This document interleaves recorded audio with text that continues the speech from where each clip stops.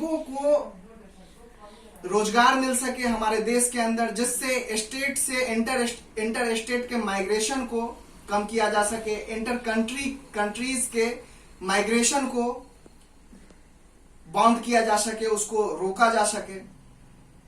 जैसे ऑफेंसेस हो रहे हैं हमारे समाज में, सोसाइटी में, फैमिली में, कंट्री में, स्टेट्स में, हर लेवल पे एक ऑफेंसेज है, तो we hardly require to curb the offences.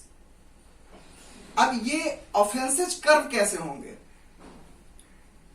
तो जब तक हम स्वयं को नहीं बदलेंगे तब तक ये चेंजेस हमारी फैमिली से समाज की तरफ नहीं बढ़ेगी, समाज से प्रखंड की तरफ नहीं बढ़ेगी, प्रखंड से जिले की तरफ नहीं बढ़ेगी, जिले से राज्य, राज्य से देश, ब्ला ब्ला ब्ला एटसेट्रा एंड सो ऑन।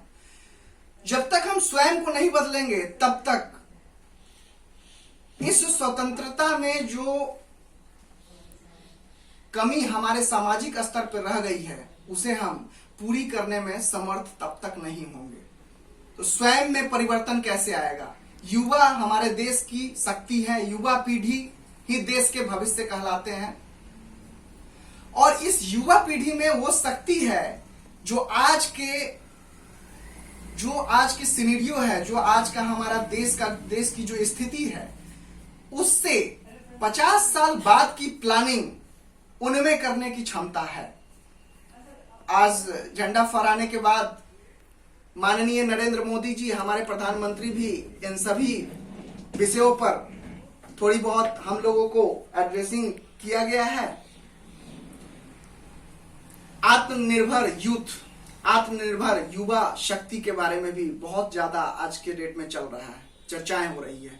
तो कहीं ना कहीं युवा शक्ति पे इतना जोर इसलिए दिया जा रहा है कि हम में ही, युवा शक्ति में ही यह आप सभी बुजुर्गों से, जो हमारे समाज के बड़े हैं, उनसे सीखते हुए, उनसे एक शिक्षा ग्रहण करते हुए और आगे क्या प्लानिंग करनी है, स्ट्रेटेजी क्या है, way of action, line of action हमारा क्या होगा, जिससे इस स्वतंत्रता में गरीबी को भी हम दूर कर सके।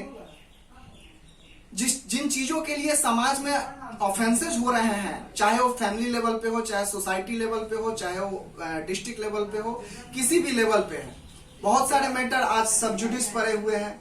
जुडिशियरी पे हम इतना भरोसा करते हैं, माननीय उच्च न्यायालय, माननीय सर्वोच्च न्यायालय पे हम आज भी उस पे इतना भरोसा करते हैं। क्यों? क्योंकि हमें जस्टिस वहां से मिलती है। परंतु जब तक हम स्वयं को नहीं बदलेंगे तब तक छोटे छोटे लेवल से, छोटे छोटे जैसे फैमिली है, फैमिली से समाज की तरफ, जैसे हिरार्कियल मैनर में जब हम आगे बढ़ते हैं तो वो स्वयं से चेंज करने के बाद ही परिवर्तन आएगा। तो स्वयं जब चेंज होंगे तो परिवार पे असर पड़ेगा, परिवार से समाज पे असर पड़ेगा, समाज से प्रखंड और जिला पे असर पड़ेगा, एक हिरार्कियल स्टेटस मेंटेन होगा और उससे हमारे देश का निर्माण होगा। देश का निर्माण मतलब एक अखंड राष्ट्र का निर्माण, जिसका सपना चाणक्य ने देखा था, जो द्वापर युग में विदुर जी की नीति और चाणक्य नीति जो हम लोगों ने सुना है, उनका सपना था अखंड भारत। तो अखंड भारत जो हमारे टुकड़ों में बट गए हैं, बटते चले गए हैं, 1905 का जो बंगाल विभाजन हुआ और इस तरह से एक धीरे धीरे हमारा अखंड भारत का जो टुकड़ा होते चला गया, हम सभी संकल्पित हैं